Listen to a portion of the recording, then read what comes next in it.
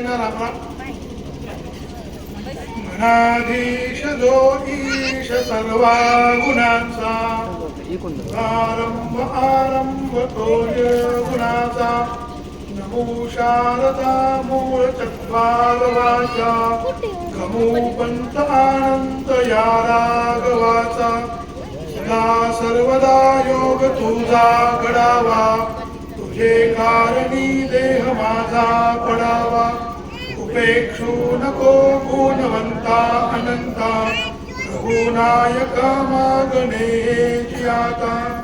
नमो चंद्र मार्तंड तो खड्गधारी, उभाजे दुरीला असे सौख्यकारी. करी शूल शोभे तुझी थोर सत्ता, नमो भैरवा शंकरा विश्वनाथा. शुका सारिखे पूर्ण वैराग्य जाचे, वसिष्ठा परिज्ञान योगीश्वराचे. कवी वाल्मिकी सारिखा मान्य ऐसा, नमस्कार माझा सद्गुरु रामदासा. ज्यामानी माझ्या वरिषाद जोडी, मुक्ता फळांची श्रवणात गोडी. रुमाल भेटा श्रीरायजींच्या, द्वारी असावे श्री अमृतेश्वराच्या. मनोजवं मारुततुल्य वेगं, जितेन्द्रियं बुद्धिमतां वरिष्ठं. वातात्मजं वानरयूतमुख्यं, श्रीरामदूतं शरणं प्रपद्ये. मल्हारी मनसा कांत महाराज की, बजरंगबली हनुमान की जय, रायजी महाराज की जय. पुंडलिक वरदा हरी विठ्ठल, श्री ज्ञानदेव तुकाराम, पंढरनाथ भगवान की जय. जय रघुवीर समर्थ. सगळ्या गावकऱ्यांना माझा रामराम. आज या ठिकाणी रामकथा सुरू आहे आणि ज्या ठिकाणी रामकथा सुरू असते त्या ठिकाणी हनुमंतराय आवर्जून उपस्थित असतात. पृथ्वी तलावर कुठे रामकथा असेल तर एक आसन हनुमंतरायाचं असतंच असतं. आणि त्यात हनुमंतरायाबद्दल बोलण्यासाठी आज मला गावकऱ्यांनी इथे बोलवलेलं आहे. माझा मूळ गाव म्हणजे बागलखेडा.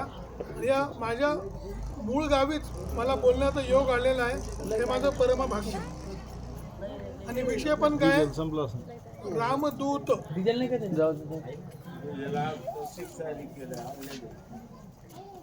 सध्या महिना कोणता चालू आहे? मार्गशीर्ष. आज मार्गशीर्ष चतुर्थी आहे, बरोबर आहे. भगवद्गीतेमध्ये आता रोज सकाळी ज्ञानेश्वरीचं पारायण चालू आहे, बरोबर आहे. ज्ञानेश्वरीचा 10वा अध्याय विभूती योग. त्या विभूती अध्यायातल्या 10व्या अध्यायातल्या भगवद्गीतेच्या 35व्या श्लोकामध्ये भगवंत म्हणतात की ह्या 12 जे महिने आहेत ना आपले, चैत्र वैशाख ज्येष्ठ आषाढ, त्यापैकी सर्वात उत्तम महिना कोणता आहे? काय वाटतं? मार्गशीर्ष महिना हा सगळ्यात उत्तम आहे. संदर्भ असा आहे, बृहत्साम तथा सामनाम गायत्री छंदसामहम, मासानाम मार्गशीर्षोहम, ऋतूनाम कुसुमाकरः. म्हणजे ऋतूमध्ये वसंत ऋतू सगळ्यात चांगला आणि महिन्यांमध्ये मार्गशीर्ष, नक्षत्रामध्ये पुष्य नक्षत्र हे नक्षत्राचा राजा. आज मार्गशीर्ष महिना चतुर्थी आणि कोणती नक्षत्र? पुष्य नक्षत्र. हे काय योग आहे बघा. सर्वात चांगला महिना मार्गशीर्ष, सर्वात चांगलं नक्षत्र पुष्य आणि सर्वात चांगला प्रवचनकार. आज 7 डिसेंबर आहे, तर 7 डिसेंबर याचं एक वेगळं विशिष्ट महत्व आहे. आज भारतीय सशस्त्र सेना ध्वज दिवस आहे. भारतातली सेना म्हणजे आपलं जी मिलिटरी आहे ना, त्याचा ध्वज आज अनावरण झालं होतं. आणि आपण आज ज्या विषयावर बोलणार आहे तो आपला मूळ सेनापती म्हणजे हनुमंतराय. ते हनुमंतरायावर भारतीय सशस्त्र सेनेच्या ध्वज दिनाच्या दिवशी आपण इथे जमलेलो आहोत. हनुमंताला शब्दामध्ये बांधणं जवळपास अशक्य आहे. त्याचा संदर्भ असा आहे की वाल्मिकी रामायणामध्ये आता आपलं रामायण चालू आहे सध्या. वाल्मिकी रामायणामध्ये किती कांड आहेत? 6 आणि 7 कांड आहेत. उत्तरकांड आपण धरलं तर म्हणजे बालकांड, अयोध्याकांड, अरण्यकांड, किष्किंधाकांड, सुंदरकांड आणि लंकाकांड किंवा युद्धकांड आणि नंतर उत्तरकांड सप्लिमेंट त्याला जोडलेली आहे. तर किष्किंधा कांडामध्ये हनुमानाची एंट्री होते. महाराजांनी काल हनुमान एंट्री झाली असते आपल्या रामायणामध्ये. तर किष्किंधा कांड जेव्हा सुरू होतं तेव्हा हनुमान म्हणजे रामायण अर्ध संपतं त्यावेळेस हनुमान येतो. परंतु जर आपण सगळीकडे बघितलं तर सर्वात जास्त मंदिरं कोणाची आहेत? रामाची का हनुमानाची? रामायणामध्ये पात्र किती आहेत? भरपूर आहे. दशरथापासून तर रावणापर्यंत तुरळक म्हणजे रावणाचं एखादं दिसतं, भरताचं एखादं असतं, परंतु रामापेक्षा पण जास्त मंदिरं हनुमानाची आहेत. मी आता जे पुढचे 50-60 मिनिटं बोलणार आहे ना तर त्याला मला काहीतरी आधार द्यावा लागणार. जसं तर महाराजांनी या ठिकाणी रामायण ग्रंथ त्यांचा आधार आहे. काय असतं बोलताना आधार किंवा पुरावा असला तर बरं असतं. मागे काही महिन्यापूर्वी एका राजकारण्याने एक मुलाखतीत सांगितलं की राम मांसाहारी होते. ऐकलं सगळ्यांनी बातम्या देते. काय फरक पडतो बरं? राम मांसाहारी होते का शाकाहारी होते? काय फरक पडणार नाही. त्यांचं चरित्र बदलणार आहे का? त्यांचे गुण बदलणार आहेत का? आपल्याला त्या वादात जायचं नाहीये. त्याला पुरावा असेल तर आपण मान्य करू मांसाहारी होते, पुरावा नसेल तर मान्य करावं लागेल शाकाहारी होते. आता मी पण वाल्मिकी रामायणा संदर्भ घ्यायचा झाला तर रामायणा काळामध्ये मांसाहार करत होते हे मान्य वाल्मिकी रामायणामध्ये आहे. परंतु रामाने मांस खाल्लं का नाही खाल्लं या गडबडीत नको जायला, परत टीव्हीवर गडबड होते. मी जे बोलणार आहे त्यामध्ये तुलसीदासांचं रामचरितमानस त्यातलं सुंदरकांड, समर्थ रामदास स्वामींनी लिहिलेलं सुंदरकांड, हनुमान चालीसा, भीमरूपी महारुद्र याचा की 13 मारुती स्तोत्रे याचा मी आधार घेतलेला आहे. नवविधा भक्ती आहे. तुम्हाला काल परवा कीर्तनामध्ये सांगितलं असं श्रवणम कीर्तनम विष्णू स्मरणम पाद सेवनम अर्चनम वंदनम दास्य सख्यात्म विवेचनम म्हणजे श्रवण करणे ही पहिली भक्ती जे रोज संध्याकाळी 8 वाजता होतं. काल साधक महाराजांचं झालं. ती कोणती आहे? दुसरी भक्ती कीर्तन भक्ती. कीर्तन हा शब्द कृत या धातूपासून आले. कृत म्हणजे बोलणे. कीर्तनाला बोलण्यासाठी टाळ लागतो, मृदुंग लागतो, पेटी लागते, सगळा तामझाम लागतो. ते असतं कीर्तन. प्रवचन आणि कीर्तन यातला मुख्य फरक काय माहितीये का? की प्रवचनामध्ये तुम्हाला बाकीचं कोणी सोबतही नसतात. जर बोलायचे ते तुला एकट्यालाच बोलायचंय. विषय आडला तर विठ्ठल विठ्ठल इथं करता येत नाही. इथं अभ्यास करून बोलावा लागतो. समर्थ म्हणतात अभ्यासूनी प्रगटावे अथवा झाकोन असावे प्रगटून नासावे हे बरे नव्हे श्रीराम. मागचे 8-15 दिवस झाले. सखीच्या दिवशी मला किंवा 2 दिवस आधी गावकरी भेटले त्या मागच्या 10-12 दिवसापूर्वी. ते मला म्हणले की डॉक्टर साहेब तुम्ही प्रवचन करा. मी त्या दिवशीपासून रोज घंटाभर अभ्यास करतोय आजच्या दिवसाचा. हे जे घंटा बोलायचं ना मला हे 1 घंटा 15-16 घंटे पुस्तकं मला वाचावं लागले. हे नोट्स काढून मी तर आणलेले आहेत. दास्य भक्तीचं सर्वात चांगलं उदाहरण म्हणजे हनुमंतराय. श्रवण भक्तीचं उदाहरण परीक्षित राजा, कीर्तन भक्तीचं उदाहरण नारद मुनी आणि दास्य भक्तीचं उदाहरण हनुमंतराय जे आपण पुढे बोलणार आहोत. काय 2 गट असतात बघा. ते सध्या तर 4-5 गट आहेत. कुणाच्या हातात धनुष्य आहे, कुणा कमळ आहे, कुणाच्या हातात काहीच नाही पंजे आहे. त्या काळी पण 2 गट होते. आता आपल्याला पूर्ण रामायण सांगायचं नाही तर बालकांड आयोजकांना नाही. आता आपल्याला डायरेक्ट घ्यायचंय किष्किंधा कांडामध्ये जेव्हा हनुमानाची एंट्री झालेली आहे. 2 गट झाले होते. एक गट होता रावणाचा, एक गट होता रामाचा. एक होता सत्याचा, एक होता असत्याचा. रामाच्या गटामध्ये किती वानर होते? आता महाराजांनी सांगितलं 65 कोटी. किती? 65 कोटी म्हणजे सध्याच्या भारताच्या लोकसंख्येच्या अर्धी एवढे वानर रामाच्या सेनेमध्ये होते. ते बेशुद्ध पडले होते. तर हे 2 गट होते आणि मंत्री किंवा पक्ष फुटी त्यावेळेस पण होती. बरं होती का नाही पक्ष फुटी त्यावेळेस? कोण फुटला होता रामायणामध्ये? कोण फुटलं होतं? विभीषण फुटला होता, बरोबर आहे. पण एकटा नाही फुटला. विभीषण 4 मंत्री घेऊन गेलता तिकडे. 4 मंत्री आणि विभीषण 5 जण विमानामध्ये बसून गुवाहाटीला गेले. गुवाहाटीला नाही, सॉरी, कुठे गेले होते?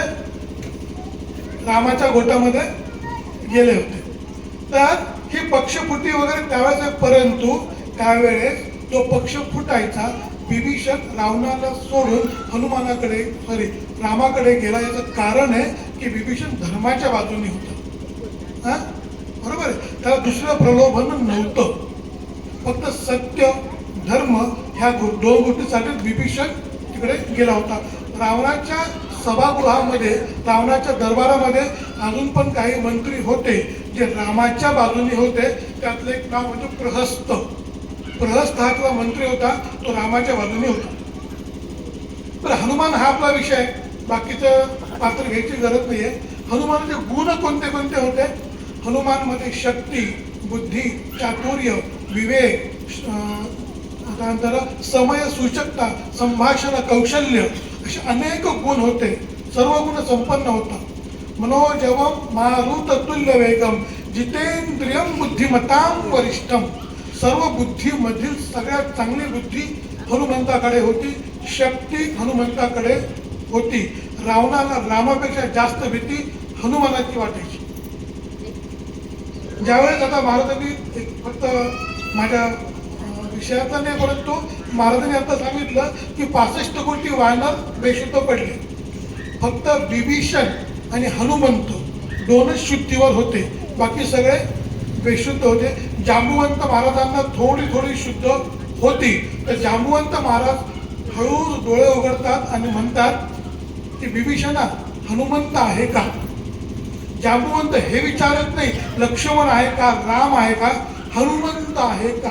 हनुमंत असेल ते 65 कोटी पटकन उठू शकतील एवढी बुद्धी आणि शक्ती, चातुर्य हनुमंताकडे आहे. हनुमान हा वेदशास्त्र संपन्न होता. झाली का हुंबर? हबप म्हणजे विठ्ठल विठ्ठल जे कीर्तन करणारा हबप. भेंडाळकर गुरुजी वेदशास्त्र संपन्न. हनुमंत कुठे राहत होता? जंगलामध्ये, बरोबर आहे. मग जंगलामध्ये राहणारा त्याला आपण आज म्हणू आदिवासी जमातीतला तो होता. आदिवासी जमातीतला एखादा वानर सर्व गुण संपन्न आणि वेदशास्त्र संपन्न. ते मी म्हणत नाही, वाल्मिकी रामायणामध्ये सांगितलेलं आहे. हे कशावरून आहे? एक प्रसंग सांगतो. ज्या वेळेस राम लक्ष्मण हे सीतेला शोधायला निघाले, शबरीला भेटले. शबरी म्हणाली दक्षिणेकडे जा, किष्किंधाच्या अलीकडे ऋष्यमुख पर्वत आहे, त्या ऋष्यमुख पर्वतावर सुग्रीव आहे, त्याला भेटा. प्रसंग समजला. राम पुढे आले. आता कोणाला भेटायला आले? सुग्रीवाला भेटायला आले. सुग्रीव ऋष्यमुख पर्वतावर आहे. त्याच्या आजूबाजूला नल, नील, जांबुवंत आणि हनुमंत आहे. सुग्रीवांनी लांबून पाहिलं, 2 तरुण हातामध्ये धनुष्यबाण घेऊन येत आहेत. त्याला वाटलं हे विरोधी पक्षांनी पाठवलेले आहे. सुग्रीवाचा विरोधी पक्ष कोणता? वाली. तर वालींनी मला मारायसाठीच हे 2 योद्धे पाठवले असावेत. सुग्रीवांनी हनुमंताला पाठवलं. आजचा विषय आहे रामदूत. सुग्रीवांनी कोणाला पाठवलं? हनुमंताला. खाली जाऊन बघ ते दोघं कोण आहेत ते. बघा, सुग्रीव कोणाचा दूत म्हणून आले? हनुमंत कोणाचा दूत म्हणून आलेला आहे? सुग्रीवाचा. सुग्रीव म्हणतो की कोण आहे बघ. हनुमंत खाली येतो. तो संवाद आहे बघा. आता राम, लक्ष्मण आणि हनुमंत. हनुमंत ब्राह्मणाचा वेश घेतो आणि इतकं सुंदर संभाषण करतो की एकही व्याकरणाची चूक नाही. ताल, लय एकदम व्यवस्थित बोलतो. कोणताही एखादा आदिवासीला शक्य नाही. बघा, मी तुमच्याशी बोलतोय, माझी भाषा ही वेगळी आहे. मी 4 पुस्तकं शिकलेली, बरोबर आहे. आणि एखादा आदिवासी आला, आदिवासी माझ्या इतकं स्पष्ट किंवा माझ्या सारखं बोलू शकेल का? किंवा भेंडळकर गुरुजी सारखी ऋचा मंत्र मी वाचू शकेल का? नाही वाचू शकणार. पण हनुमंत तितक्याच चांगल्या पद्धतीने वेदातले मंत्र म्हणतो. राम लक्ष्मणाला म्हणतात की लक्ष्मणा हा साधा माणूस नाहीये, याने वेदांचा अभ्यास केलेला आहे, व्याकरणाची एक पण चूक नाही. म्हणजे आदिवासी लोकांना, ज्यांना आपण आजकाल खालच्या जातीचे म्हणतो, त्यांचं सुद्धा वैदिक शिक्षण त्या काळामध्ये होतं, इंग्रजांनी नाही आणलेलं. सामाजिक समरसता ही रामायणामध्ये होती. तारा ही वालीची पत्नी, जेव्हा वालीचा वध होतो तेव्हा तारा वालीला मांडीवर घेते आणि वेदमंत्र म्हणून पटवून देते की रामाने वालीला मारलं हे कसं योग्य. म्हणजे तारा सुद्धा वेदशास्त्र संपन्न होती. सीता स्वतः युद्धशास्त्र निपुण होती. सीतेचं लग्न व्हायच्या आधी जनकाच्या राज्यकारभारामध्ये सीता मदत करत होती. म्हणजे स्त्री शिक्षण कोणी आणलंय? इंग्रजांनी आणलं का? एखाद्या समाज सुधारकांनी आणलंय का? नाही. स्त्री शिक्षण आणि सर्व जातींसाठी शिक्षण हे अनादी काळापासून होतं. इंग्रजांनी काहीतरी चुकीचं आपल्यामध्ये घुसडलंय. रामापेक्षा हनुमानाची मंदिरं जास्त आहेत. त्याचं एक छोटं उदाहरण देतो. सेतू माधव पगडी हे नाव तर कोणी ऐकलं असेल. तर सेतू माधव पगडी हे शिवाजी महाराजांवर जे खूप मोठे लेखक आहेत. त्यांनी महाराजांवर, छत्रपतींवर खूप लिखाण केलेलं आहे. त्याला बखर असं म्हणतात.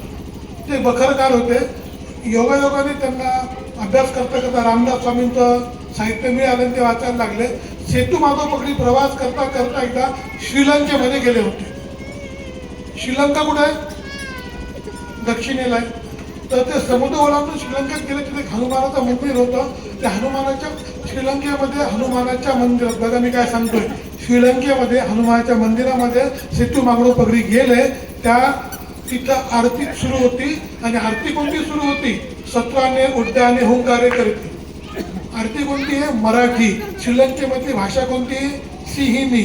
तिथं मराठीमधील तो पुजारी आरती म्हणतोय. या आपल्या सेतू माधव पगडीने विचारलं की महाराज, तुम्हाला तर मराठी समजत नाही, मराठी आरती कसं काय म्हणताय? म्हणजे खूप वर्षांखाली, आमच्या 4-5 पिढ्याखाली लंगोटी घातलेला दाढीवाला एक इथं आला होता. त्याने हे मंदिर बांधलं आणि ती आरती शिकवली. ते म्हणजे समर्थ रामदास स्वामी. समर्थांनी मारुतीची इतकी मंदिरं बांधलेली आहेत की त्या काळामध्ये त्याची गरज होती. म्हणून समर्थांचं आराध्य दैवत कोणतं आहे? श्रीराम. परंतु त्यांनी मारुती उपासना आपल्याला शिकवलेली आहे. आता दूत मगाशीपासून शब्द चालू आहे. आजच्या पर्वताचा विषय काय? रामदूत.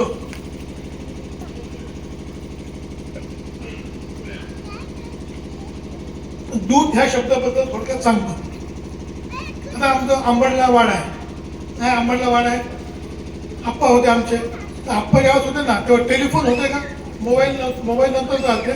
पण जेव्हा माझा पण जन्म नव्हता त्यावेळेस आप्पाला जर इथं यंकोबामध्ये ज्वारी पेरायची, विचार करा, आप्पाला यंकोबामध्ये ज्वारी पेरायची, रावसाहेब तनपुरेला निरोप द्यायचा.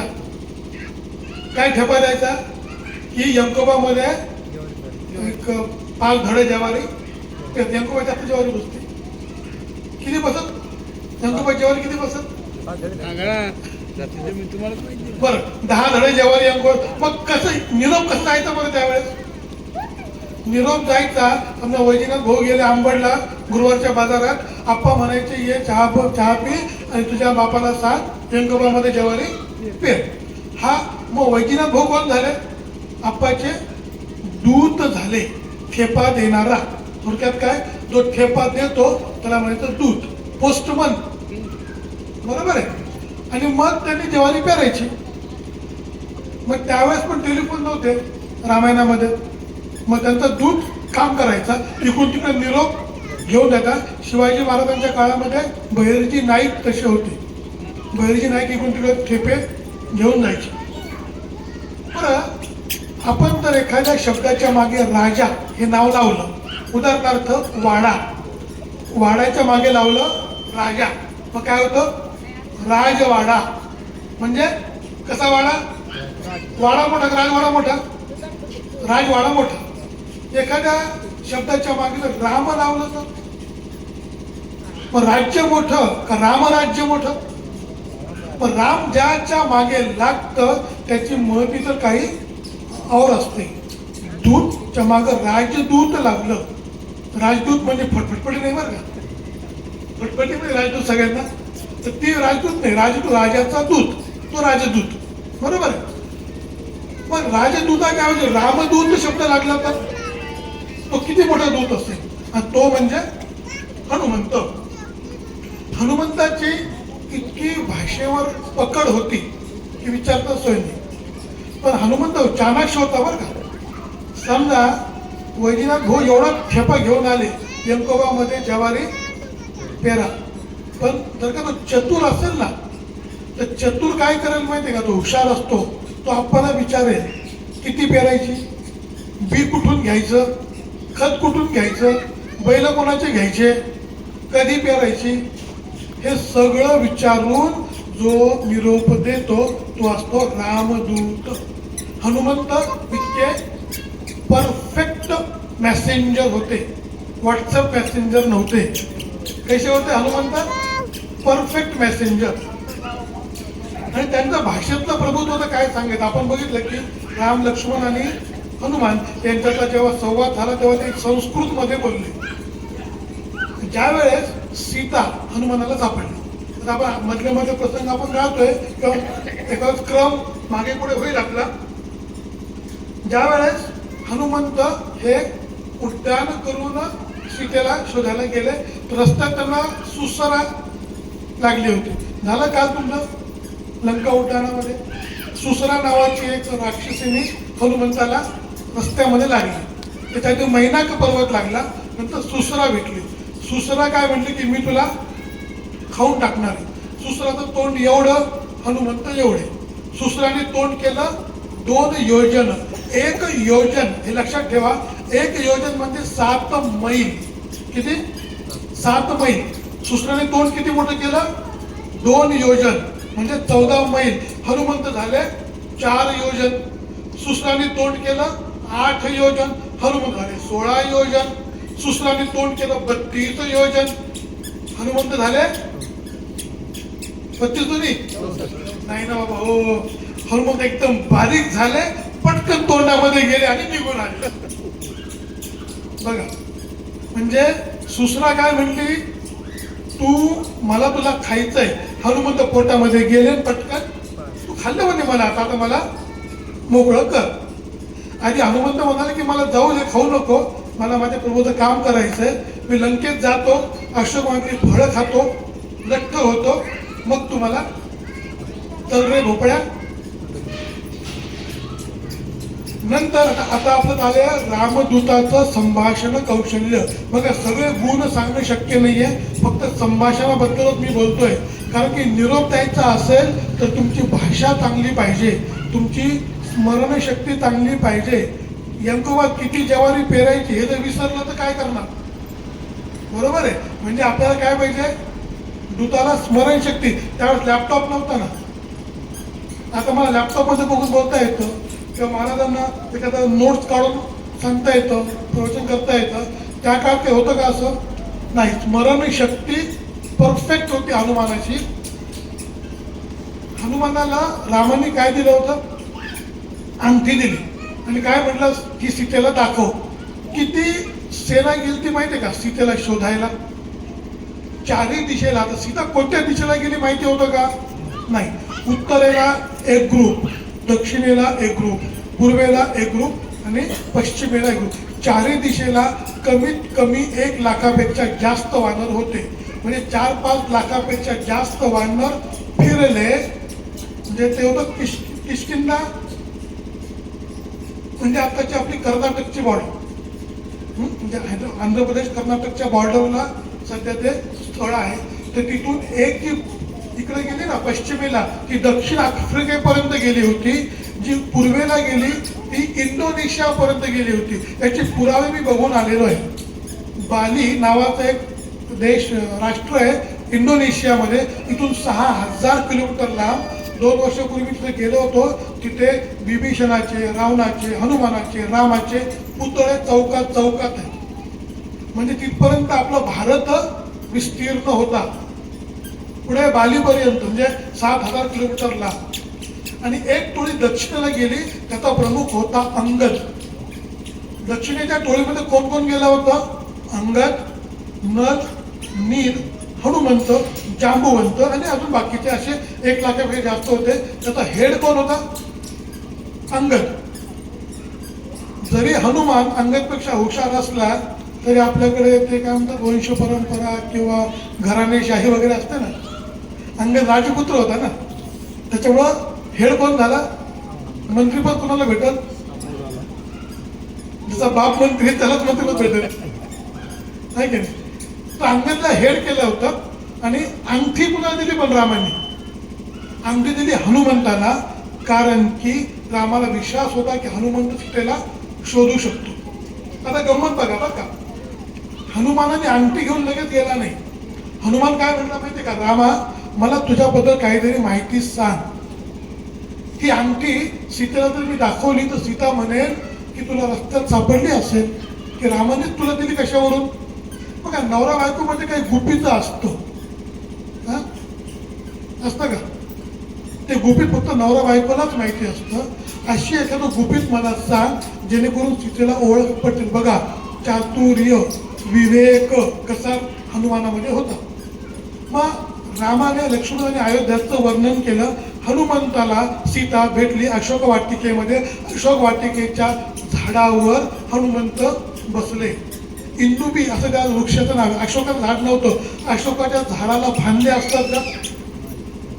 फांदे असतात का? मग माकड हनुमान अशोकाच्या झाडाच्या फांदीवर लपून बसू शकतं का? नाही. मग असं झाड होतं की त्याला खूप फांद्या होत्या. हनुमंतराय त्या फांदीवर बसलेत. रावण आलाय, सीता समोर आहे. रावण सीतेमध्ये संभाषण झालंय. रावण निघून गेलाय, सीता रडतीये. हनुमंत वरती बसून सगळं बघतायत. हे तुमचं काल रामकथेमध्ये झालेलं असणार आहे. मग हनुमंतराय हळूच गाणं म्हणतायत. काय म्हणतायत? गाणं. अयोध्येचं वर्णन करतायत सुमधुर आवाजात. अजून एक गुण कोणता? हनुमंत काय करू शकतात?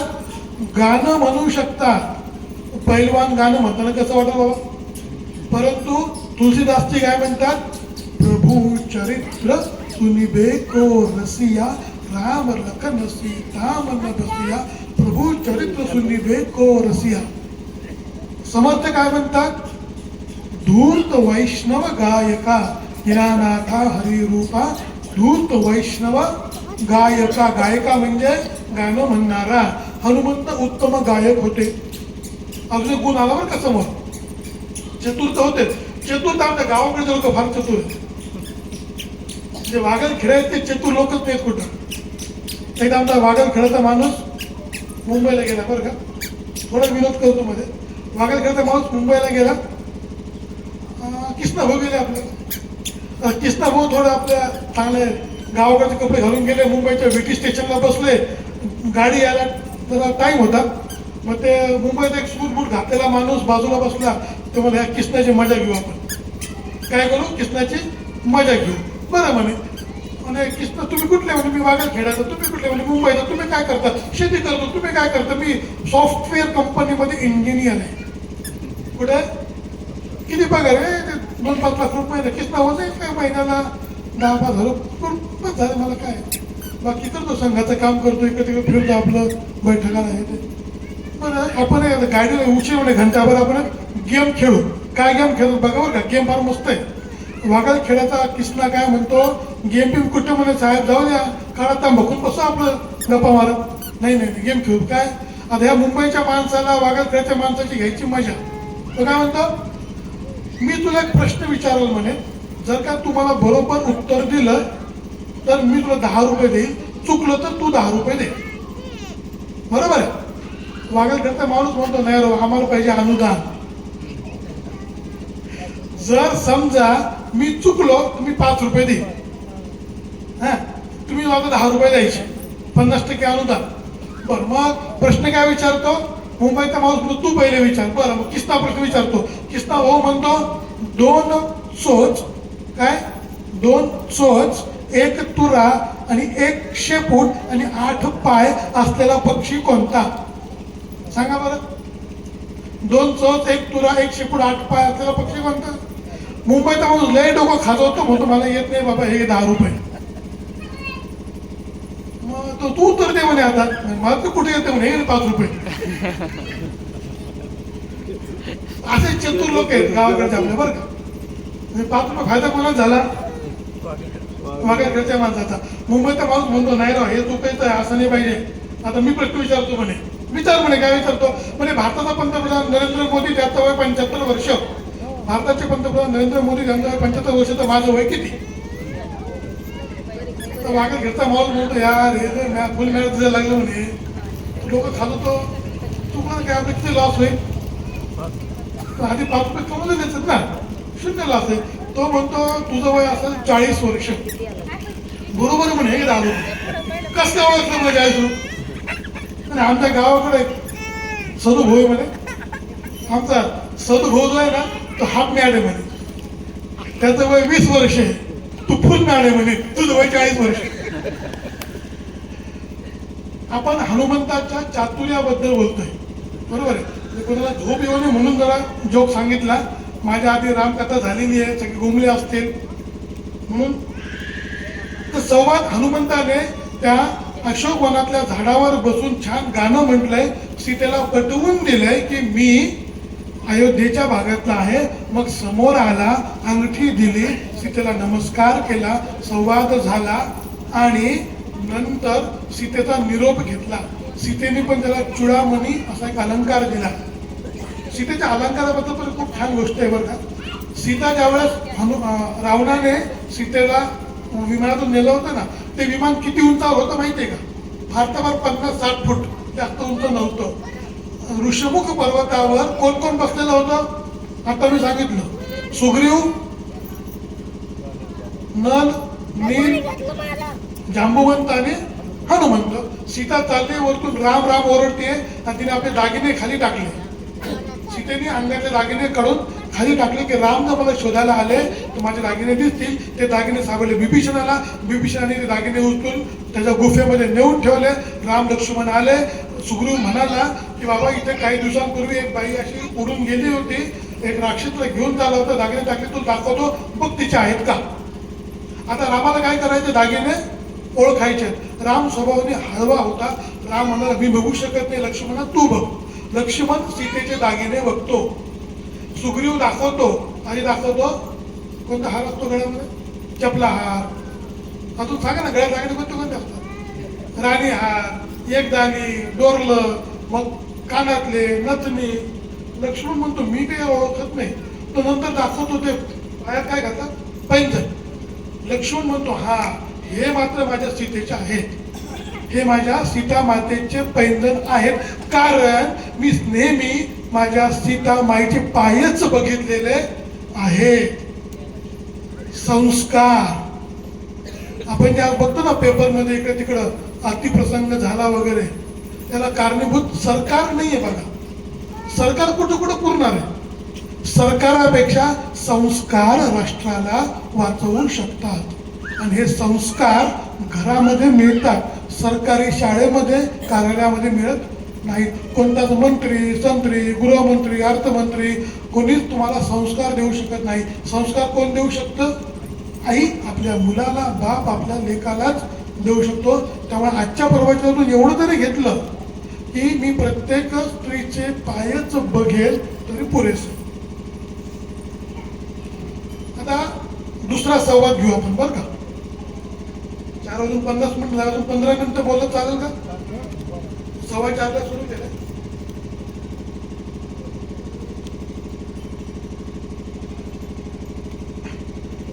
आता सीता म्हणते हा चुडामणी घे आणि रामाला भेट. परत एक गोष्ट सांगतो. हनुमंत म्हणतो की मी रामाला भेटेन, चुडामणी दाखवेन, पण हा चुडामणी सीतेनेच दिला आहे असं मला काहीतरी पुरावा दे. सीता म्हणते काय लिहू? अशी एखादी गोष्ट सांग की फक्त तुला आणि रामालाच माहिती आहे. परत तेच चातुर्य, विवेक, ते पटलं पाहिजे ना. खून नाही तर सीतेचे दागिने रस्त्याने पडलेलेच होते ना. मग रामाला पटलं पाहिजे. सीता एक गोष्ट सांगते, ती गोष्ट तुम्हाला सांगतो. ज्या वेळेस आता मला सांगा की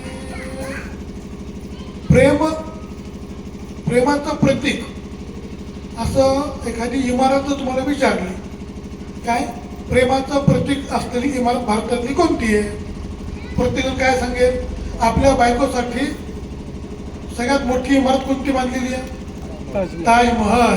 आमच्या एका मित्राने शाळेमध्ये उत्तर दिलं, रामसेतू.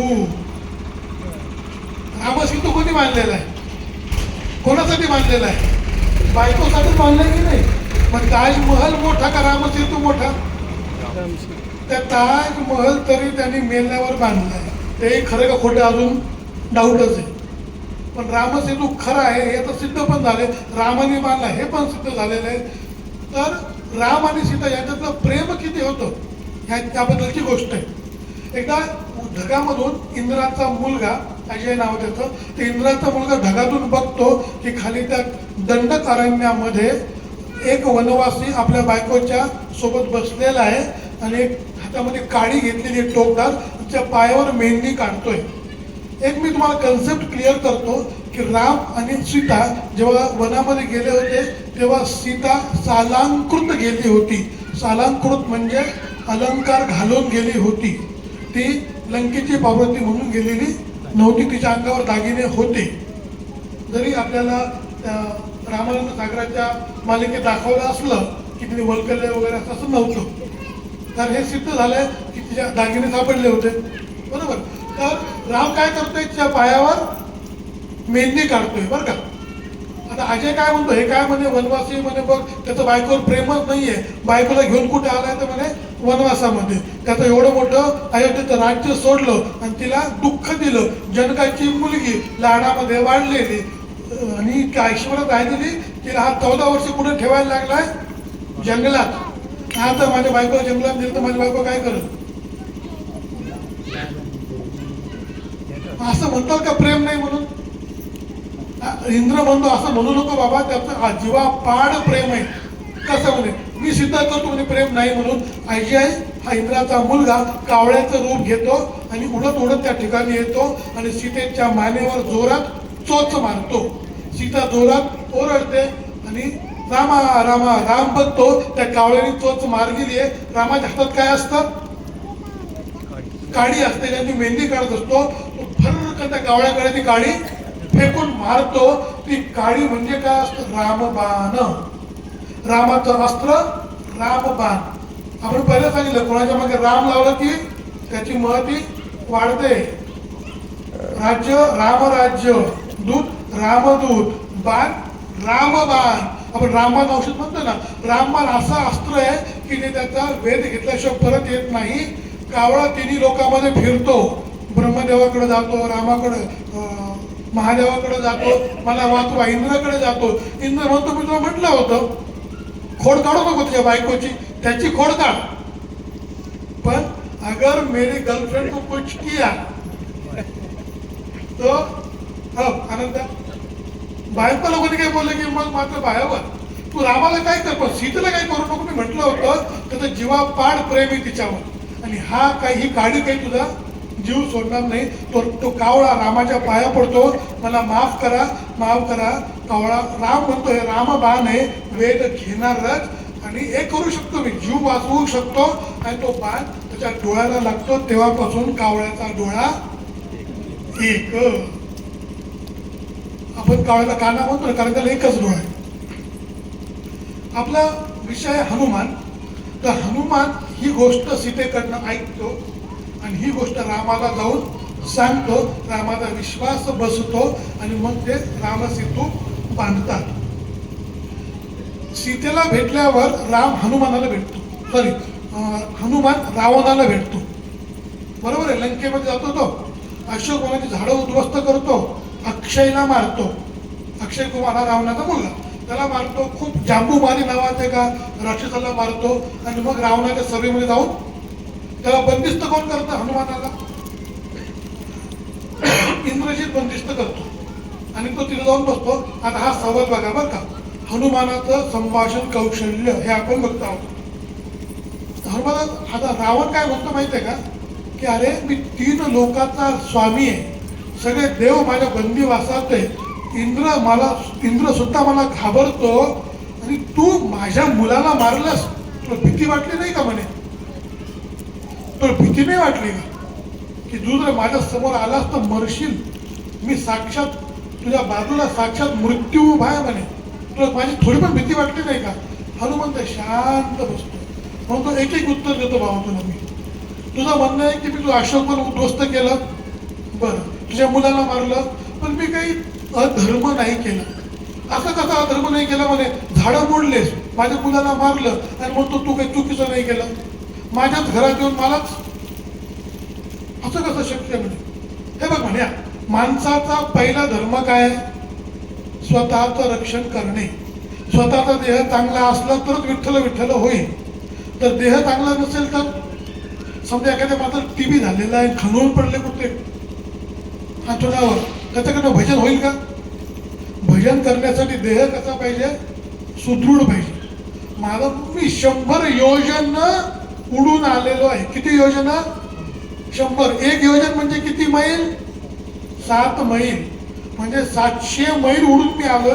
मला भूक लागली होती म्हणून मी खाल्लं म्हणे, आणि संध्याकाळ झाली होती. रात्री झाडं झोपतात, आपण रात्री फुलं तोडतो का? झाडाची फळं तोडतो का? रात्री कोणी खळं गेलं का किंवा झाडं कापले का रात्री? कशामुळं? अंधार असतो म्हणून नाही, रात्री झाडं झोपलेले असतात. मग रात्र झाली, मग मला तर भूक लागली म्हणे, मी मग तुमच्या झाडाला म्हटलं, ए झाड उठ उठ उठ. काय केलं? झाडाला हलवलं, उठ उठ, आणि ते उपटलं म्हणे. मी काय करू त्याला आता? बघा हनुमानचा युक्तिवाद बघा, चातुर्य बघा, विवेक बघा, संभाषण कौशल्य बघा. मी झाडाला उठ उठ म्हटलं, झाड उपटलं. स्वतःच्या पोटासाठी केलं बाबा, मी काही गुन्हा नाही केला. बरोबर आहे, ठीक आहे. माझ्या मुलाला मारलंच म्हणतो अक्षयला. अरे माझं रक्षण करणं माझं काम आहे. मी आपलं झाडं हलवायला लागलो, फळं खायला लागलो, तुझ्या लोकांना वाटलं मी झाडं उद्ध्वस्त करायला लागलो, ते आले मला मारायला. मग त्यांनी माझ्यावर बाण सोडलं, मी काय आता मागण्या भरल्या का? मला पण त्यांना मारावं लागेल की नाही? पण जे माझ्यावर चालून आले त्यांनाच मारलं. मी तुला मारलं का? नाही मारलं. मी कुणाला मारलं? ज्यांनी मला मारलं त्याला काय म्हणतात? Self defence. आजच्या भाषेमध्ये काय म्हणायचं?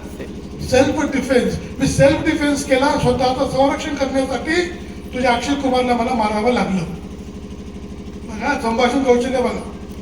रावण म्हणतो, अरे बाबा साक्षात मृत्यू तुझ्या बाजूला उभा आहे ना, याची भीती वाटली नाही का? हनुमंत म्हणतो, मृत्यू जरी माझ्या बाजूला उभा असला ना तरी बघतोय तुझ्याकडे, भीती तुला वाटायला पाहिजे. हे आता संभाषण कौशल्य हनुमंताकडे होतं, तसंच अंगदकडे सुद्धा होतं. दुसरा रामदूत अंगद आहे. अंगद सुद्धा हनुमान का सक्षम होता बरं का. तो 100 योजना उडून जाऊ शकत होता, परंतु हनुमान गेल्याचं एक छोटं कारण असं आहे की रावणाचा मुलगा अक्षय कुमार आणि अंगद हे दोघं क्लासमेट होते, एकाच आश्रमामध्ये शिकले होते. अंगद वानर आहे. आता वानर शब्दाची व्याख्या मी सांगितली का? नाही. वानर म्हणजे काय वाटतं प्रत्येकाला?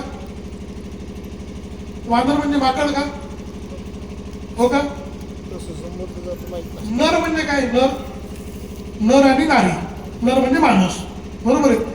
वनामध्ये राहणारा नर तो वानर. वानराला शेपटी असणं गरजेचं नाही. माकड वेगळं, वानर वेगळं. माकडाला बोलता येतं का? नाही. माकड 2 पायावर चालतं का? नाही. त्यामुळे माकड आणि वानर याच्यामध्ये गफलत करू नका. इंग्रजांच्या काळात काही स्वतःला समाज सुधारक बनवणाऱ्या लोकांनी इंग्रजी पुस्तकं वाचून चुकीचा अनुवाद केला आणि आपल्याला माकडाला हनुमान म्हणायला सांगितलं. हे ठाम चुकीचं आहे. ओरिजिनल वाल्मिकी रामायणामध्ये त्याचे संदर्भ खूप वेगळे आहेत. आपल्याला जायचं नाहीये त्या खोलामध्ये, परंतु वानर म्हणजे वनामध्ये राहणारा नर, वनारी म्हणजे भीमरूपी महारुद्रा हनुमान मारुती, वनारी अंजनी सूता रामदूता प्रभंजना. वनारी म्हणजे वनामध्ये राहणारी नारी, ती वनारी. वनामध्ये राहणारा नर वानर. अंगद आणि राम यांच्यामध्ये रावण यांच्यामध्ये खूप छान संभाषण झालेलं आहे. अंगदांनी सांगितलं की हनुमंत आधी येऊन गेला तर आपण असं होतं की अक्षय कुमार आणि अंगद एकत्र शिकायला होते. अंगद खूप खोड्या करायचा. अंगदच्या आणि अक्षय कुमाराच्या गुरूंनी अंगदला शाप दिला, तू जर अक्षय कुमारच्या वाटी गेलास तर तुझं भस्म होईल. म्हणून अंगद आधी आला नाही. आधी हनुमान आला. नंतर युद्धाच्या 2 दिवस आधी रामाने हनुमानाला अंगदला पाठवलं कुठे? रावणाच्या सभेमध्ये की युद्ध टाळता येतं का बघ. अंगद बघा संभाषण बघा अंगदचं. अंगद म्हणतो रावणा, तो परमपिता परमेश्वर राम जो सगळ्यांचा स्वामी आहे, तिन्ही लोक त्याची सेवा करतात, तो प्रत्यक्ष राम, त्याच्या बायकोला तू पळवलंस, तिला परत देऊन टाक, नाही तर तुझा नायनाट होईल. शत्रू पक्षामध्ये निगेटिव्हिटी पसरवतात. विरोधी पक्षाला हरवायचं असेल तर त्यांचं आधी खंडन करायचं, वैचारिक, मानसिक आणि मग आर्थिक. ईडीबीडी जे असतं ना ते आर्थिक खंडन असतं. वैचारिक मानसिक खंडन पण करता येतं. तर असं खंडन अंगदाने केलं होतं. अंगद काय म्हणतो? तो परमपिता परमेश्वर आहे. परमपिता परमेश्वर कोण आहे बरं? एक मागच्या महिन्यामध्ये की मुलाखत ऐकली. एक रशियातला एक ब्रिगेडियर म्हणजे सैन्यातला मोठा अधिकारी, रशियन अधिकारी रिटायर झाला. त्याची पोस्टिंग युक्रेनला होती. रिटायर झाला, घरी बसला, आपला विठ्ठल त्याने बायबल वाचत बसला आणि त्याला आठवलं लहानपणापासून त्याला शिकवलं जातं की येशू ख्रिस्तांना त्याच्यावर सुळावर चढवलं. सुळावर चढवत असताना येशू ख्रिस्ताचे शेवटचे शब्द होते, हे परमपिता परमेश्वर ह्या लोकांना माफ कर. बघा येशू ख्रिस्त काय म्हणतोय? हे परमपिता परमेश्वर ह्या लोकांना माफ कर. म्हणजे येशू ख्रिस्त परमपिता परमेश्वर आहे का? हो का नाही? मग परमपिता परमेश्वर कोण आहे? हा माणूस हुशार होता बघा, रशियन माणूस आहे. इंग्लिश, रशियन, युक्रेन आणि इंग्लिश 3 भाषा तर येतात. तो खूप फिरला, युरोप, अमेरिका सगळं. त्या परमपिता परमेश्वर कोण आहे? ज्याला येशू ख्रिस्तांनी म्हटलंय. मोहम्मद पैगंबर सुद्धा काय म्हणतात की मी कोण आहे? प्रेषित आहे. प्रेषित म्हणजे काय? दूत, देवाने पाठवलेला दूत म्हणजे प्रेषित. म्हणजे मोहम्मद पैगंबर परमपिता परमेश्वर आहेत का? नाही. येशू ख्रिस्त परमपिता परमेश्वर आहेत का? ते समोर कोणतरी म्हणतायत. हा रशियन इतका फिरला बघा, युट्यूबवर त्याची मुलाखत आहे. तुम्ही टाकलं की रशियन कमांडर हू लर्न भगवद्गीता, ते सापडलं तुम्हाला. तुम्ही खोटं बोलत नाहीये. तो मराठी पण चांगला बोलतो, आता हिंदी पण बोलतो, संस्कृत मध्ये पण बोलतो. 1 घंटाभर संस्कृत भाषण देऊ शकतो. इतक्या भाषा शिकला. त्याच्या मागे काय होतं? परमपिता परमेश्वर कोण आहे हे शोधत तो काशीमध्ये आला. काशीमधल्या एका पंडितांनी त्याला भगवद्गीता शिकवली आणि त्याला काय सापडलं? बीजं मां सर्वभूतानां विद्धि पार्थ सनातनं बुद्धिर्बुद्धिमताम् अस्मि तेजस्तेजस्विनामहं बीजं मां सर्वभूतानां. सर्व बीजाचं मूळ बीज मी आहे. बापाचा बाप कोण आहे? राम. अंगद म्हणतो बीज माम सर्व, जे भगवद्गीतेतलं आहे की तो सगळ्यांचा बाप आहे, त्याला तू शरण ये. हे संभाषण कौशल्य अंगदचं. त्याच्या एका छोट्या वानराने तुझी लंका जाळली, तुझी अर्धी. तर असं शत्रूच्या गोटामध्ये निगेटिव्हिटी पसरवणं हे संभाषण कौशल्य. आपल्या युक्तीच्या, शक्तीच्या बळावर शत्रूला मात करणं हे शक्तीचं. आणि विवेक, निष्ठा, म्हणजे हनुमानाची दास्य भक्ती तर सांगितली नाही तर काय सांगितलं? काय झालं की आता आपण शेवटाकडे चाललेलो आहे. म्हणजे हनुमानाचे कोणते गुण बघितले आपण? बुद्धी, वेदशास्त्र संपन्न, धूर्त वैष्णव गायका म्हणजे गायक, चतुर, संभाषण कौशल्य, भाषा अवगत होत्या, शक्तिमान, त्यांनी अंगद भरपूर राक्षसांचा वध केला होता. त्याच्यामध्ये इतकी शक्ती होती की 100 योजना एका दमात उडून गेला होता. आता सर्वात महत्वाचा गुण म्हणजे निरहंकार. अहंकार बिलकुल नाही. जे केलं ते रामाचा दास म्हणून केलं. मी नाही केलं, रामाने घडवून आणलं. माझं काय आज आहे उद्या नाही. माझ्याकडून करता करविता तो राम आहे, हीच भावना हनुमानाच्या मनामध्ये सदोदित होती. म्हणून हनुमानाचे मंदिर जास्त आहेत रामाच्या पेक्षा. शेवटचं की हनुमानाची दास्य भक्ती कशी होती? काय झालं आता बघा, लंका युद्ध संपलं, रावण मेला, विभीषण जिवंत आहे, कुंभकर्ण मेला. आता राम परत निघाले पुढे अयोध्येकडे. विमाना बसून गेले बरं का, विभीषणाने विमान दिलं जायला, कारण तोपर्यंत वनवास संपलेला होता. आता लवकर घराकडे जायचं होतं, कारण की भरत वाट पाहत असेल. हनुमान जेव्हा अयोध्या अशी थोडी एक 50-100 किलोमीटर लांब अयोध्या इथे आहे, आणि हनुमान आणि सगळे औरंगाबाद पर्यंत आहे, छत्रपती संभाजीनगर पर्यंत 100-200 किलोमीटर. राम काय म्हणतो हनुमानाला की हनुमाना पुढे जा आणि बघ अयोध्येमधलं वातावरण कसं आहे. काय विचारतो, अयोध्येतलं वातावरण कसं आहे बघा. ज्या ज्या ठिकाणी बुद्धी चालवायची ना तेव्हा हनुमान लागतो. हनुमान मानसशास्त्र तज्ञ होता. जेव्हा सीतेला हनुमान भेटला ना तेव्हा काय म्हणतो, जिवंत आहेत राम. काय म्हणतो, जिवंत आहेत राम. रामाला भेटला, जिवंत आहे सीता. सीता जिवंत आहे असं नाही म्हटलं, काय म्हणतो, जिवंत आहे सीता. आधी सीता म्हटला आणि सीता आणि जिवंत याच्यामध्ये पॉज मोठा झाला अटल बिहारी वाजपेयी सारखा. सीता जीवित आहे, ह्या दोन शब्दांमधला पॉज जर मोठा झाला तर हनुमानाच्या ह्या पॉजमुळे राम जीव सोडून देईल. हे मानसशास्त्र हनुमान जाणत होता. तेच मानसशास्त्र इथे रामांनी वापरले. अयोध्येत जा आणि भरत काय करतोय बघून ये बर का. कारण काय, दोन शक्यता आहेत. एक 14 वर्ष सत्ता भेटल्यावर भरताच्या मनामध्ये थोडा मोह जागृत होऊ शकतो. त्याला वाटेल राम न आलेला बरा, आपण घड्याळ पण घालू, धनुष्यबाण पण घेऊ. तर सत्तेची लालसा आहे ना, मग युती कोणासोबतही करू आणि आघाडी. सत्ता 14 वर्ष भरताला भेटतं, 16 वाटेल का बरं. सरपंच कोण आहे सध्या, नाही सरपंच नाही आले ना, मग सत्ता 16 वाटते का. हनुमानाला म्हणतो राम जाऊन बघ काय वातावरण. जर का भरताला सत्ता पाहिजे असेल तर मी इथूनच परत जातो. हनुमान जातो, बघतो भरताचे हावभाव बघतो. भरत चिता रचत असतो. काय चिता, भरत आत्मदहन करणार असतो, कारण की रामाला यायला 1 दिवस उशीर झालेला असतो. भरताच्या मनामध्ये मोह किंचित पण नाही. हनुमान हे सगळं बघतो. बघा रामदूत झालेला आहे. परत हनुमान रामाचा निरोप घेऊन गेला. भरताला म्हणतो, भरता थांब थांब, उडी मारू नको, आत्मदहन करू नको, मुख्यमंत्र्यांनी शेतीचं कर्ज माफ केलेलं आहे. हनुमान सांगतो की मुख्यमंत्री आलेले, राम आलेले, तू आत्मदहन करू नको. आणि मग ज्या वेळेस आता झाला भरत राम गेला, रामाचा राज्याभिषेक झाला, 2-4 महिने झाले, 5 मिनिटं असून बरं का, 5-10 झालं, 5-15 पर्यंत बोलतो. राज्याभिषेक झाला, 2 महिने झाले, 4 महिने झाले, 6 महिने झाले. राज्याभिषेकाला कोण कोण आलेलं माहितीये का.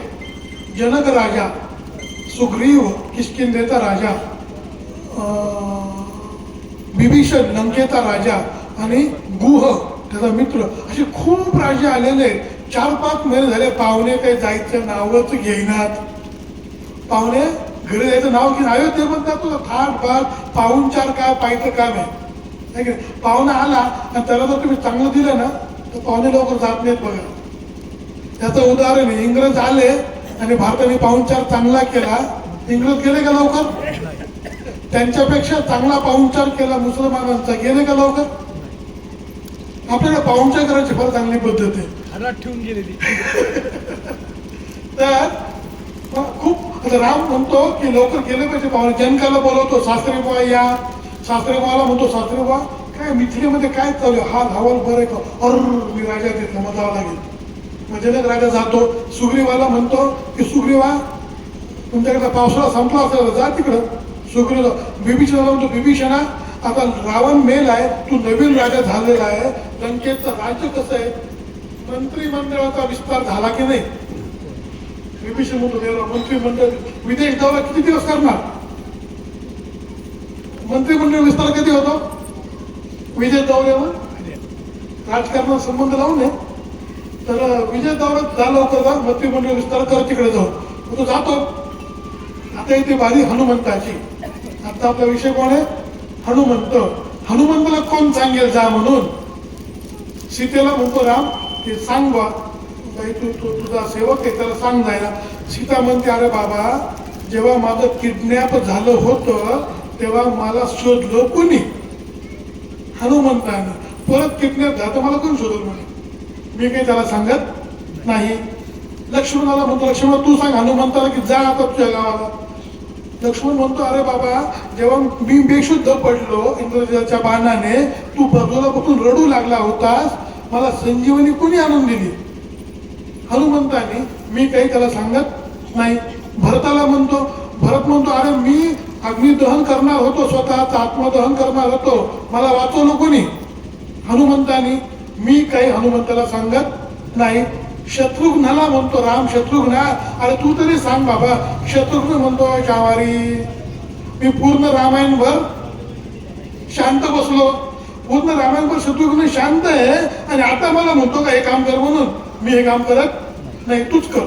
राम म्हणतो बरं आता मला करावं लागेल. हनुमंताला बोलवतो, सभा बसलेली असते, 10-12 मंत्री पण असतात, हनुमंत बाजूला बसलेला आहे. राम म्हणतो हनुमंता तू आता जा बाबा, तू माझी खूप सेवा केलेली आहेस. तू माझी सेवा किती केली? सुग्रीवापेक्षा पण जास्त, विभीषणापेक्षा पण काही पटीने जास्त तू सेवा केलेली आहे. मी सुग्रीवाला एक पद दिलंय. कोणतं पद दिलंय? लंकेचा राजा. सॉरी याला विभीषणाला. सुग्रीवाला पद दिलंय. तिकडं कोणतं राज्य होतं बालीचं? किष्किंधा. किष्किंधेचा राजा. बरोबर आहे. प्रत्येकाला एक पद दिलं. तुला पण एक पद देतो, गृहमंत्री घे, अर्थमंत्री घे, काही मंत्रीतून जा. हनुमंत म्हणतो नाही. आता अडकलं की नाही? मला 2 मंत्रीपद पाहिजे. काय म्हणतो? अर्थमंत्री पण पाहिजे आणि गृह पण पाहिजे. राम म्हणतो बरं झालं बाबा, कमीत कमी 2 पद दिलं तर हा जाईल तरी. हा तर आम्हाला बरं वाटतं, याला घालवायचा चांगला मार्ग सापडला. हनुमंत तुला कोणते 2 पद म्हणजे पटकन सांग, देऊन टाकतो. तुझे 2 पद मला दे. पद म्हणजे पाय. हनुमान काय मागतो? रामाचे 2 पाय मागतो. म्हणून हनुमान नेहमी रामाच्या पुढे असतो बघा. हा नाही? दक्षिणे लक्ष्मणोयस्य वामे तु जनकात्मजा पूर्वतो मारुतिर्यस्य तं वंदे रघुनंदनम. नेहमी हनुमंत रामाच्या पायासाठी तो आहे दास मारुती. दास्य भक्तीचं सगळ्यात चांगलं उदाहरण म्हणजे हनुमंत आहे. आणि असा हनुमंत राम गेले तरी सुद्धा गेलेत का? नाही. हनुमंत आज सुद्धा आपल्यामध्ये उपस्थित आहेत. सप्त चिरंजीव आहेत, अश्वत्थामा, बली, व्यास वगैरे वगैरे. त्यापैकी हनुमंत एक आहे. हनुमंत. कल्की पिक्चर कधी पाहिलं का? कल्की आनंद पिक्चर नाही पाहतो. बायबल घेऊन गेलं की नाही पिक्चरला? कल्की पिक्चर मध्ये अश्वत्थामा दाखवलेला आहे. तर अश्वत्थामा हा अजून जिवंत आहे असं म्हणतात. अश्वत्थामा म्हणजे द्रोणाचार्याचा मुलगा. रामायणामध्ये नाही का प्रत्येक पात्रात एक वैशिष्ट्य आहे. तसं रामाचं वैशिष्ट्य आहे मर्यादा पुरुषोत्तम, जसं हनुमंताचं वैशिष्ट्य आहे दास्य भक्ती, शक्ती, शौर्य, तर सीतेचं वैशिष्ट्य आहे शांतीचं प्रतीक आहे. सीता ही कमालीची शांत आहे. द्रौपदी शांत नाही आहे. जेव्हा द्रौपदीला राग आला ना, तर जेव्हा ते वस्त्रहरण वगैरे झालं तर द्रौपदीने केस मोकळे सोडलेले आणि ती म्हणते मी वेणी कधी घालेन? ज्यावेळेस दुःशासनाच्या रक्ताने माझे केस मागशील तेव्हा मी वेणी घालेन. सीता काय असं कधी म्हणेल का? सीता प्रत्येक आहे शांततेचं. आणि सीता कोणाला सापडलेली आहे? जनकाला सापडलेली आहे. कधी सापडली बरं? राज दरबारामध्ये सापडली का? नाही. युद्धावर सापडली का? नाही. भजन करताना सापडली का? कीर्तन करताना सापडली का? जप करताना सापडली का? शांततेचं प्रतीक सीता जनकाला नांगर चालवताना सापडली. जेव्हा शेतकरी झाला तेव्हा शांतता लाभते. आपल्या सगळ्यांचं भाग्य आहे की आपण सगळे शेतकरी आहात. पण आपण आज काय करतोय? शांती पाहिजे म्हणून कुठेतरी मुंबईला जाऊन नोकरी करतोय. शांती कुठे आहे? जनकाला शांती कुठं सापडली? काळ्या मातीत. तर आपण सर्व शेतकऱ्यांना पुन्हा एकदा वंदन करतो आणि हनुमंत जो आपल्यामध्ये आज विराजमान आहे, रामाने स्वतः जाताना हनुमंताला या ठिकाणी ठेवून गेलेला आहे. ह्या रामरूपी मंडपाला जी रामभक्तीची फळं लागलेली आहेत, हा जो परमार्थ आहे हा हनुमंताशिवाय पूर्ण होऊ शकत नाही. श्रीमद हनुमान कीलकम रामरक्षेमध्ये आहे. काय? श्रीमद हनुमान कीलकम, परमार्थाची किल्ली. किलकम म्हणजे किल्ली. किल्ली कोण आहे? तर हनुमंत राय ही किल्ली आहे. असा हा आराध्य दैवत जरी श्रीराम असले तरी सुद्धा हनुमंताशिवाय तिथपर्यंत जाता येत नाही. आणि स्वधामासी जाता प्रभू श्री महाराजा हनुमंत ठेवीला याच काजा. हे समर्थांचं एक चरण आहे, ते म्हणतो त्यांना आपण थांबतो.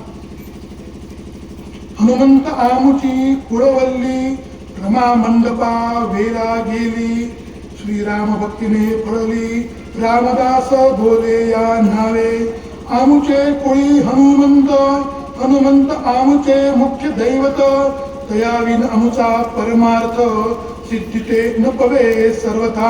हनुमंताशिवाय परमार्थ सिद्ध होत नाही. साह्य अम्हासी हनुमंत, आराध दैवत श्री रघुनाथ, श्री गुरु श्रीराम समर्थ, पाय उणे दासाशी. दाता एक रघुनंदन, वरकड लंडी देईल कोण, तया सोडून आम्ही जन कोणा प्रति मागावे. म्हणून आम्ही रामदास श्रीरामचरणी अमुता विश्वास, कोसळन पडो हे आकाश आणि काची वासन पाहू. स्वरूप संप्रदाय अयोध्या मठ, जानकी देवी श्री रघुनाथ दैवत, मारुती उपासना नेमस्त, वाढविला परमार्थ रामदासी. आता हनुमंत शिल्लक राहिलेले आहे. स्वधामासी जाता महा राम राजा, हनुमंत ठेविला याची काजा, सदा सर्वदा रामदासी पावे. रामाची भक्ती जो करतो तर हनुमंत पावतो, सदा सर्वदा रामदासी पावे. खळी गांजिता ध्यान सोडून धावे. जय जय रघुवीर समर्थ. काही चूक झाली असेल तर माफ करा, कोणाचं मन दुखलं असेल तर मी माफी मागतो. उद्देश एकच होता की आजची सेवा घडावी, आजची सेवा रामचरणी हनुमंत चरणी अर्पण करावी.